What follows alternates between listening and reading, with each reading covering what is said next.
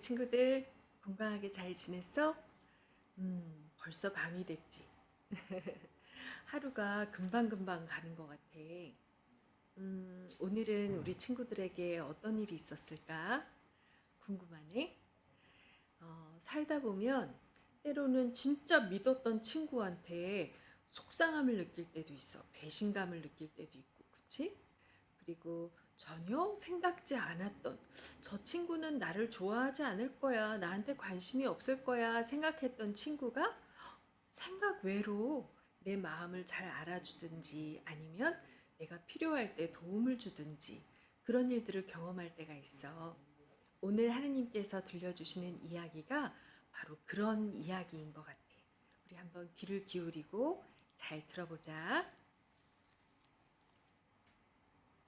어린 여종과 거만한 장군.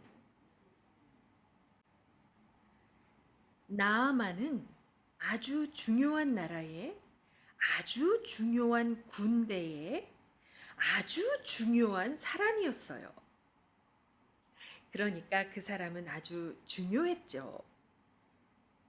하지만 나아만은 한센병이라는 병에 걸렸어요. 아무것도 느끼지 못하게 되는 심각한 병이랍니다. 손가락이 뭉그러지고 발가락이 찌그러져서 자신도 모르게 몸이 조각조각 떨어져 나가죠. 전혀 웃을 일이 아니죠. 나아만도 웃음을 잃었어요. 그 병은 고칠 방법도 없고 절대 없어지지도 않고 결국은 사람을 죽게 하는 병이었거든요. 나아만에겐 도움이 필요했어요. 때마침 나아만은 노예 소녀 한 명을 데리고 있었는데 이 소녀는 나아만을 도와줄 수 있는 사람을 알고 있었어요. 그런데 문제가 있었어요. 나아만은 소녀의 원수였답니다. 얼마 전에 나아만은 군대를 이끌고 이스라엘에 있는 그 소녀의 마을을 습격했어요. 그는 소녀의 가족들을 다 죽이고 소녀를 시리아로 끌고 와서는 자기 노예로 삼았답니다. 밤마다 소녀는 울다가 잠이 들었어요. 모든 것을 다 잃어버렸으니까요. 그런데 다른 사람도 아닌 그 소녀가 나아만을 돕고 싶었겠어요? 나아만을 미워하며 해치고 싶지 않았을까요? 잘못한 그대로 그에게 갚아주고 싶은 게 당연하지 않나요? 맞죠. 그게 당연하죠. 하지만 소녀는 그를 미워하는 대신 오히려 사랑했어요. 그를 해치는 대신 소녀는 그를 용서했어요.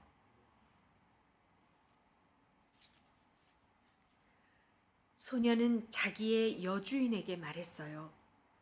장군이 나았으면 좋겠어요. 이스라엘에 장군을 고쳐줄 수 있는 엘리사라는 사람이 있어요. 그럼 가보지. 나아만은 이렇게 말하며 여러 개의 수레에 짐을 싣고 번쩍이는 갑옷을 입었어요. 왕궁으로 가자. 나처럼 중요한 사람은 왕궁에서 치료를 받는 법이니까. 그렇게 그는 급히 이스라엘로 달려가 곧장 왕에게 갔죠. 나를 치료해 주시오. 그는 거들먹거리며 말했어요. 왕이 대답했죠. 치료는 하느님만이 하실 수 있는 일이요. 바로 그때 엘리사한테서 이런 전갈이 왔어요. 나아만을 이리로 보내시오.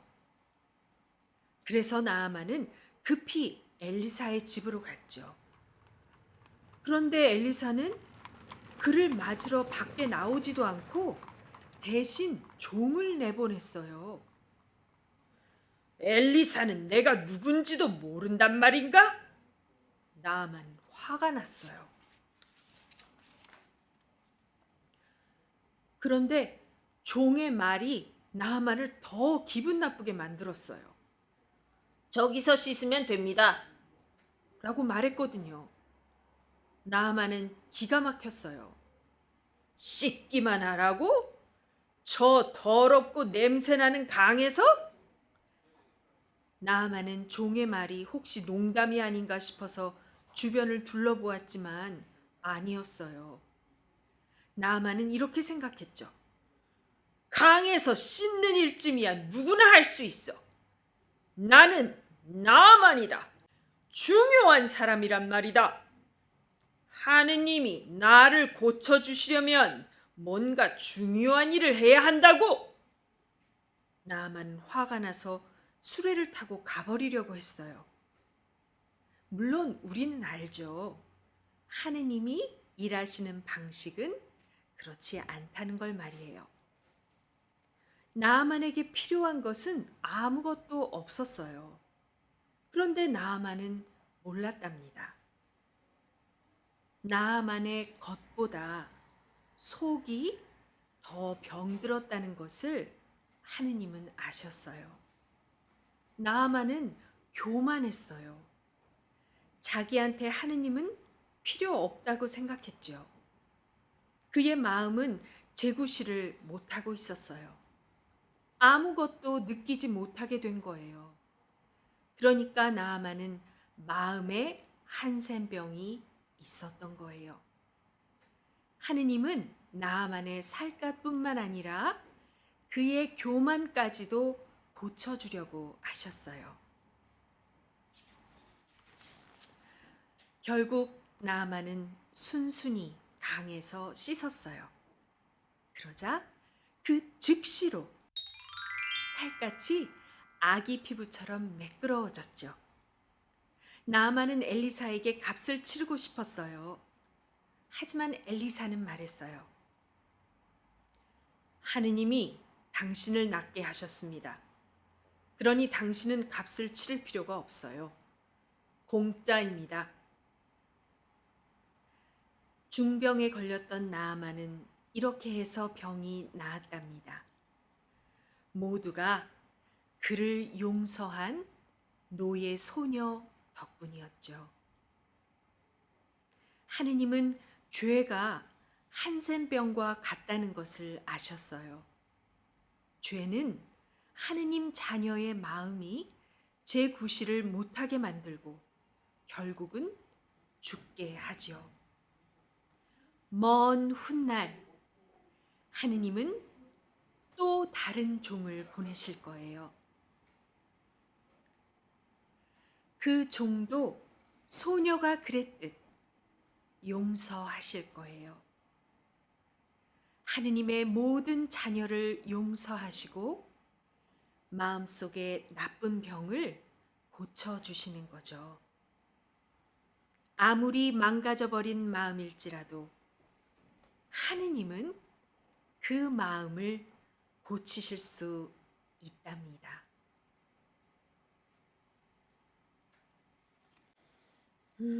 자, 친구들 오늘 이스라엘 사람이 아닌 나아만이 환자였던 이 이야기를 들었는데 어떤 것이 가장 기억에 남아? 신부님은 나아만의 마음속의 병을 고쳐주신 하느님의 그 깊고 섬세한 그 마음도 마음에 와닿았지만 역시 정말 작은 소녀였던 아이였던 한 소녀가 자신의 가족들을 다 해쳤던 한 사람을 용서하고 사랑을 베풀 수 있었다는 것.